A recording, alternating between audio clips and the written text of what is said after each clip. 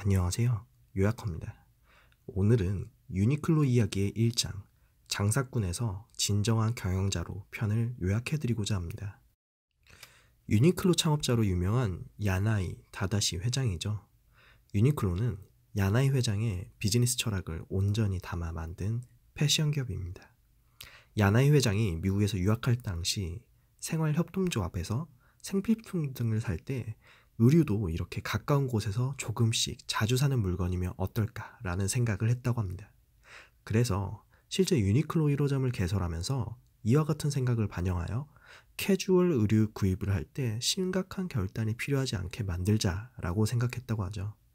그래서 1984년 6월 2일 오픈한 유니클로 1호점에서는 의류 매장 최초로 손님이 자유롭게 옷을 고르는 방식을 채택했다고 합니다. 방금 보셨던 1호점의 간판에서 눈치채셨겠지만 유니클로는 처음부터 유니클로가 아니었습니다. 처음엔 유니크 클로딩 웨어하우스라고 했다고 하는데요. 이를 나눠서 해석하면 유니크, 다른 곳에서 살 수 없는 클로딩, 질 좋은 캐주얼 의류를 웨어하우스, 자유롭게 골라 살 수 있는 의류 창고, 이렇게 해석하시면 되겠습니다. 간판 이름만 봐도 이 옷가게에서는 어떤 옷을 어떻게 구매하게 될지 예측이 가능하시겠죠? 그렇습니다. 유니클로에서는 누구나 입기 좋은 캐주얼 의류를 판매하고 있습니다. 실제 사진에서 보시는 것과 같이 대부분의 상품들이 튀지 않으면서 트렌드를 놓치지 않으며 누구나 입기 무난한 10대 청소년부터 60대 고령자까지 누구나 입을 수 있다는 특징이 있습니다. 이와 같은 특징은 유니클로 비즈니스 철학을 그대로 반영하는데요. 의류회사가 자신의 상품을 입는 사람을 선택하지 않고 구매자가 원하는 바를 예측하여 제작, 판매하는 방식을 추구하고 있는 것입니다. 이와 같이 고객의 니즈를 파악하고 트렌디하게 기획, 디자인하는 의류를 시장에서 판매하는 것을 우리는 SPA라고 합니다. SPA 역시 쪼개서 해석해보면 S, 스페셜티 리테일러, 전문점을 의미하고 P, 프라이빗 라벨, 자사, 상표를 의미하며 A, 어페럴, 의류를 의미합니다. 자체 생산하여 자체 소매하는 생산과 소매, 유통 겸업 방식을 이처럼 SPA라고 하는데요. 유니클로가 처음부터 SPA 방식을 도입한 것은 아니었습니다. 유니클로도 처음엔 기존 의류업체 판매 방식과 마찬가지로 취급했는데요.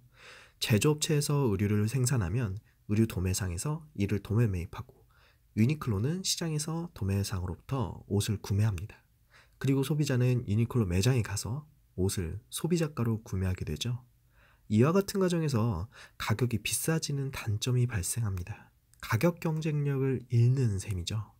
그래서 이를 해소하기 위해서는 꼼꼼하게 시장을 돌거나 대량으로 완전 구매하는 방식을 통해 구매하여 판매 원가를 낮춰야 합니다. 하지만 이렇게 하려면 시장을 돌면서 소모하게 되는 시간, 인력 등으로 리드 타임이 길어지고 완전 구매를 하면서 재고 관리에 허덕이다 보면 옛날 상품도 판매해야 하는 등 촌티 패션이라고 불리는 옷들을 취급하는 악순환을 떠안게 됩니다. 이를 해소하기 위해서 유니클로는 앞에 유통사슬을 하나로 합치게 되는데요. 이게 바로 SPA 방식, 즉 제조 직매 전문 업체로의 방향을 추구하게 되는 것입니다. 소비자의 니즈를 미리 예측하여 직접 기획, 디자인하고 제조 즉시 판매점에서 소비자에게 납품하기 때문에 유통구조에서 발생하는 과다 유통 비용을 획기적으로 줄일 수 있게 됩니다. 하지만 SPA 방식을 도입하기 위해서는 선행되어야 할 조건이 있습니다. 앞에서 유니클로가 제조, 판매를 하나로 합쳤다고 말씀드렸죠. 이 제조와 판매의 선행 조건을 달성해야만 SPA가 성공할 수 있습니다. 먼저 제조 부문에서 선행되어야 할 것은 생산력입니다. 올해 검정색 셔츠가 유행할 것 같다고 예측이 되어 검정색 셔츠를 10만 장 정도 만들어야 합니다. 그런데 설비가 노후화되어 하루에 100장만 만들 수 있다면 고객들은 재고가 남는 다른 매장으로 넘어가겠죠. 그래서 우수한 생산 설비가 필요합니다. 그리고 셔츠를 5만 원에 팔고 싶은데 생산 공장에서 공학 박사들만 채용한다면 어떻게 될까요? 제조 원가에 지나치게 많은 인건비가 들어가게 되어 원가가 높아져 마진이 남지 않겠죠. 그래서 값싼 노동력이 필요합니다. 다음으로 판매 부분에서 선행되어야 할 조건들입니다. 아무리 많은 옷을 만들었다 하더라도 이를 판매하지 못하면 의미가 없겠죠. 먼저 온라인, 오프라인 매장이 어느 정도 확보되어야 생산 이후 판매량이 예측되고 이에 따라 재고 관리가 가능해집니다. SPE 방식의 효율을 높이기 위해서는 판매 접점을 확대해야 하는데 특히 우류는 오프라인 판매점이 많을수록 효과가 커집니다. 또한 판매점만 많다고 많이 팔리는 건 아니겠죠. 우수한 영업력을 가진 영업사원, 대규모 프로모션을 통해 진행 가능한 본사 마케팅 노하우들이 함께 수반되어야 합니다.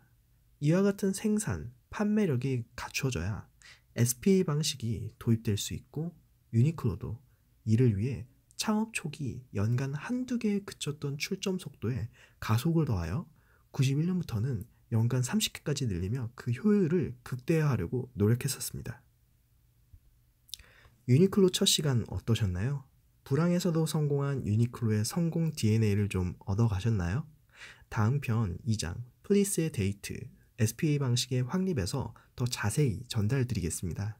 출퇴근길 잠들기 5분 전 가볍게 얻어가는 요약호의 비즈니스 인사이트 구독과 좋아요, 알람 설정 부탁드립니다. 감사합니다.